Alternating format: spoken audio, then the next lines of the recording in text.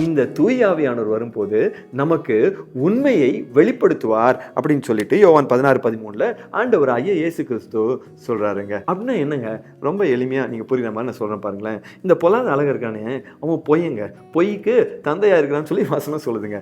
அவனுடைய கரத்துல தான், அவனுடைய பிடியில தான் இந்த உலகமே இருக்குதுன்னு சொல்லி வசனம் சொல்லுதுங்க. அப்படின்னா இந்த தன்னுடைய கரத்துல இந்த உலகத்தை வைத்துக்கொண்டு அவன் என்ன செய்யறான், நம்ம கண்ணு பார்க்கறதுல எல்லாத்துலயும் பொய்யை மட்டும் நமக்கு சொல்லி வச்சிருக்கான்.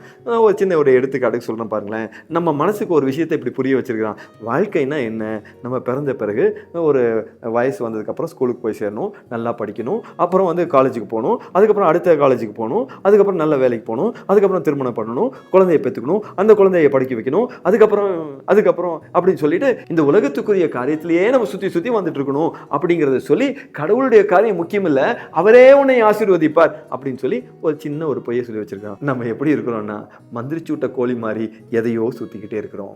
நம்ம உண்மையை நம்ம நினைக்கிறதே இல்லை. கடவுள் சொன்ன ஆழமான விஷயங்களை நம்ம படிக்கிறதே இல்லை. இதை படிக்கணும்னு அவசியம் இல்லைன்னு சொல்லி கொடுக்குறான். கடவுளை தேடணும்னு அவசியம் இல்லைன்னு சொல்கிறான். நீ அவரை நோக்கி கூப்பிடுறது அவசியம் இல்லைன்னு சொல்லி கொடுக்குறான். திருப்பலிக்கு போகிறது அவசியம் இல்லைன்னு சொல்லி இப்படி ஏகப்பட்ட பொய் அவன் சொல்லி கொடுத்ததுனால நம்ம வாழ்க்கையே பொய்யா இருக்குதுங்க. ஆவியானவரை பெற்றுக்கொண்டா எதெல்லாம் பொய்ங்கிறத நமக்கு தெளிவாக சொல்லிக் கொடுக்கிறார். சரிங்க, அதெல்லாம் இருக்கட்டுங்க. உங்கள் வாழ்க்கையில் நீங்கள் எத்தனையோ விஷயத்த நீங்கள் நம்பி இருந்திருப்பீங்க. ஆனால் ஆவியானவர் வந்ததுக்கப்புறம் அடடா இது பொய் அப்படின்னு எதையாவது நீங்கள் புரிஞ்சுருக்கிறீங்களா? ஒரு வேளை அப்படி ஏதாவது அனுபவம் இருந்துச்சுன்னா கீழே கமெண்ட் பாக்ஸில் நீங்கள் எழுதுங்க. மற்றவங்களுக்கு பிரயோஜனம் வந்துட்டு போகட்டும்.